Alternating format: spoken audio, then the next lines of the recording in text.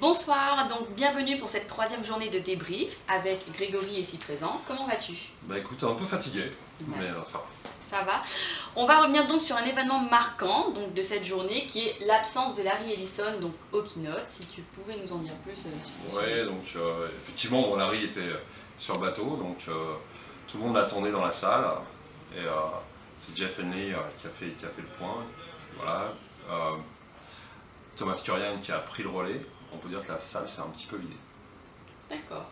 Concernant en fait cette journée, on peut dire qu'on a beaucoup parlé de cloud. Qu'en est-il ressorti concrètement? Voilà, sur le cloud, il y a deux choses qui sont arrivées, essentiellement lors de la keynote.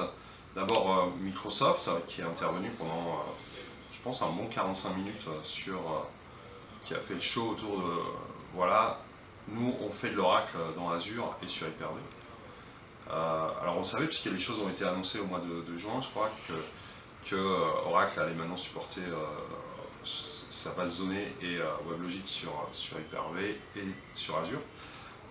Donc là, il y a eu un peu plus d'annonces, et notamment le fait que Linux était maintenant supporté par Hyper-V, Oracle Linux, et surtout en termes de licence, que c'était possible, lorsqu'on réservait une VM dans Hyper-V avec de l'Oracle, d'avoir les licences avec, ou qu'on pouvait utiliser les licences qu'on avait pour les redéployer dans le cloud. Donc on pouvait migrer les licences Oracle de chez eux, de l'interne de l'entreprise à chez eux. Ça c'est intéressant parce que je pense qu'il y a beaucoup de clients qui utilisent Microsoft et qui font aussi de l'Oracle. C'est intéressant aussi parce que ça veut dire que on pourra faire de l'Oracle avec Windows, ce qui est un marché, je pense, assez significatif, même si il y a peut-être encore beaucoup plus de gens qui font du Linux ou du Unix. Donc voilà. Donc ça c'est la première partie du cloud, hein, une partie assez animée et sur laquelle un peu un show à la Microsoft en fait, qu'on n'a pas l'habitude de voir. C'est la première fois qu'on voyait vraiment des gens de Microsoft à une keynote. Après il y a eu la partie cloud d'Oracle, donc celle que moi personnellement en tout cas j'attendais plus. Ça fait longtemps qu'Oracle a une stratégie cloud. Je crois que j'ai déjà dit dans les keynotes, mais en fait, ce qu'on a vraiment l'impression, c'est qu'Oracle veut devenir un hyperscaler, c'est-à-dire un des gros fournisseurs de cloud, avec Google, Amazon et évidemment Microsoft Azure. Et pour ça, en fait, ils ont déjà depuis longtemps la partie SaaS avec toutes les applications. Ils ont cité le nombre de 21 millions plus de 21 millions d'utilisateurs du cloud, plus de 10 000 entreprises qui sont dans leur cloud. Bon, c'est vrai, SaaS, avec les rachats évidemment de RightNow et de Taleo, ça fait beaucoup de monde. Mais bon, ils ont une offre qui est très étoffée et visiblement sur laquelle il y a un gros succès. Ils en parlent d'ailleurs avec l'intégration de Salesforce. Et après, par contre, ce qu'ils n'avaient pas, ou ce qu'on attendait, c'est la plateforme en fait, de service, c'est-à-dire database de service, Java de service, identity de service, etc. Et là, en fait, ça y est, en tout cas, les choses sont maintenant utilisables, même si c'est pas encore, je pense, complètement disponible, puisque sur les sites c'est marqué preview.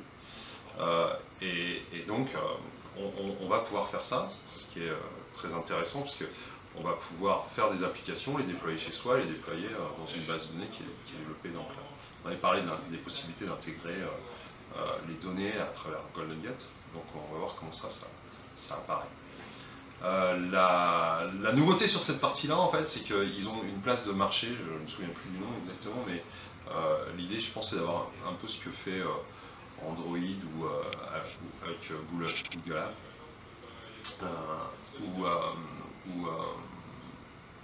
Ou iTunes. Ils ont repris, je crois, l'exemple d'iTunes. Donc on va voir ce que ça donne sur cette idée-là. Et puis, mais c'est des choses qu'on connaissait aussi, même si c'est nouveau au sens délivré du terme. La dernière chose, et là c'est complètement nouveau, donc c'est la partie IaaS. C'est-à-dire qu'on pourra avoir du storage chez Oracle, on pourra avoir du compute sur Oracle. Moi, ça me fait très plaisir parce que tout ça, c'est des technologies qui sont basées sur Oracle VM, Oracle Linux, d'outils qu'ils ont montrés, dont ils ont fait la démonstration, qui sont des outils basés sur Nimbula, et exposés avec une API qui est compatible avec OpenStack.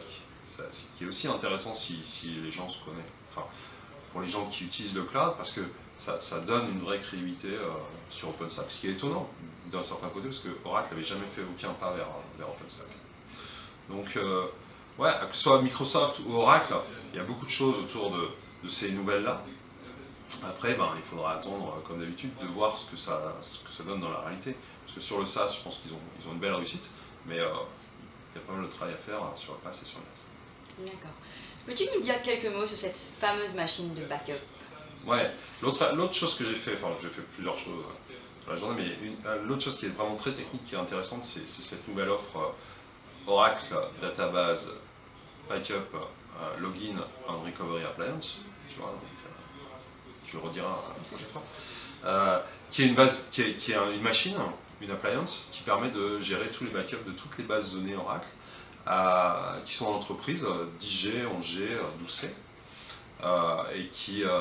et qui peuvent envoyer toutes les données de sauvegarde en temps réel pour pouvoir diminuer le point de perte de données, de perdre quelques secondes de données à l'échelle de l'entreprise.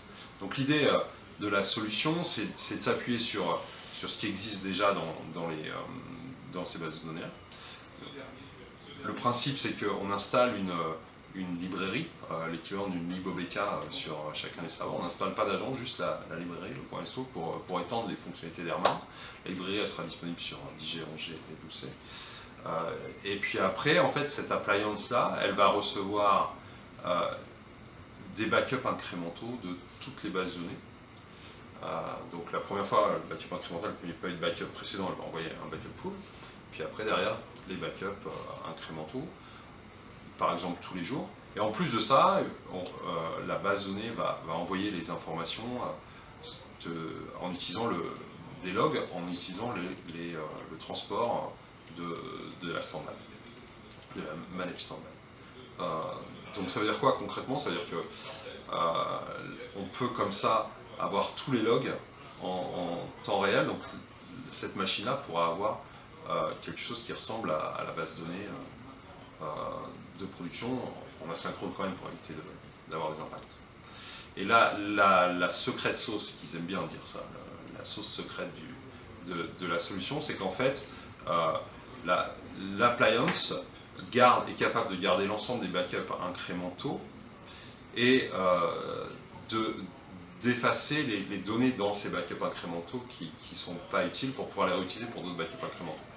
Donc c'est pas comme si on faisait du merge de ces backups là, mais virtuellement c'est comme si on avait un backup full.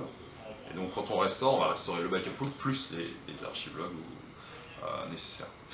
Donc du point de vue du client, c'est assez intéressant parce que ça veut dire qu'on a une seule machine et dedans on peut savoir quelles sont les bases de données. Si on réfléchit un peu à ce qui se passe aujourd'hui chez les clients, on se dit tiens, est-ce que les backups sont corrects?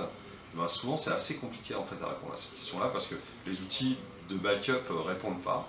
Herman y répond, mais ça veut dire déjà créer un catalogue, etc. Et souvent c'est loin d'être évident d'avoir la réponse de systèmes qui sont fragmentés.